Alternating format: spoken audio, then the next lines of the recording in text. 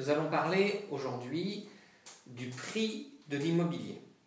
Un prix de l'immobilier se décompose en plusieurs niveaux de prix. Le premier prix, c'est le net vendeur. Le net vendeur, c'est ce qu'il reste dans la poche de celui qui a vendu le bien immobilier, toute taxe déduite. D'accord ? Sur ce net vendeur va venir s'ajouter ce que l'on appelle des frais de notaire. Ces frais de notaire sont calculés sur le net vendeur en fonction d'un pourcentage. Ils se décomposent en deux parties, c'est-à-dire que vous avez une partie qui correspond à des taxes que l'État prend sur le net vendeur et une autre partie qui correspond aux émoluments du notaire pour son travail. Vous avez maintenant une autre subtilité, ça c'est pour le cas où vous passeriez de particulier à particulier. Il faut savoir que le net vendeur revient dans la poche de celui qui vend et que les frais de notaire sont payés au notaire par celui qui achète. D'accord ? Donc il n'y a pas de frais de notaire pour celui qui vend son bien immobilier.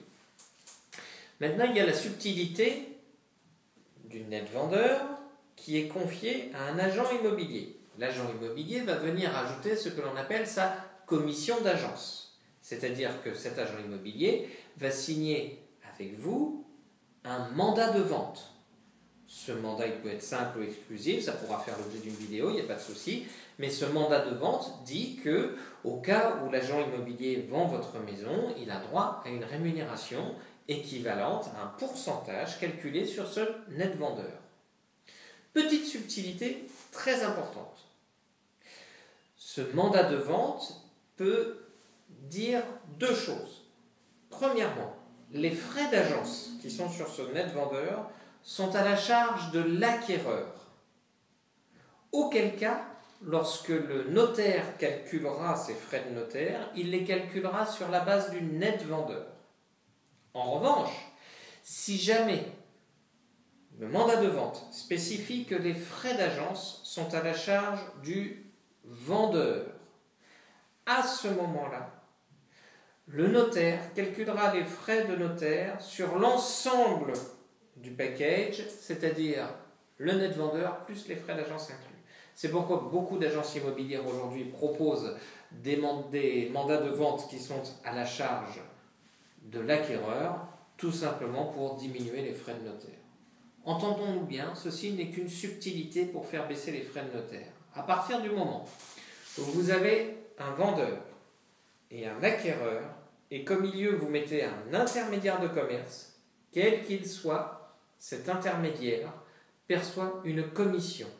Cette commission, qu'elle soit à la charge de celui qui vend ou à la charge de celui qui achète, ça veut dire que de toute façon, celui qui vend accepte de diminuer son prix pour pouvoir permettre l'intermédiaire de toucher une commission, et celui qui achète accepte le prix en tenant compte d'une commission qu'il va payer à cet intermédiaire. Autrement dit, c'est 50-50. D'accord ? Mais dans les faits, les documents disent que la commission de l'agent immobilier est soit à la charge de l'acquéreur, soit à la charge du vendeur. Si vous voulez diminuer les frais de notaire, prenez des mandats qui sont à la charge de l'acquéreur. Voilà. Tout va bien ?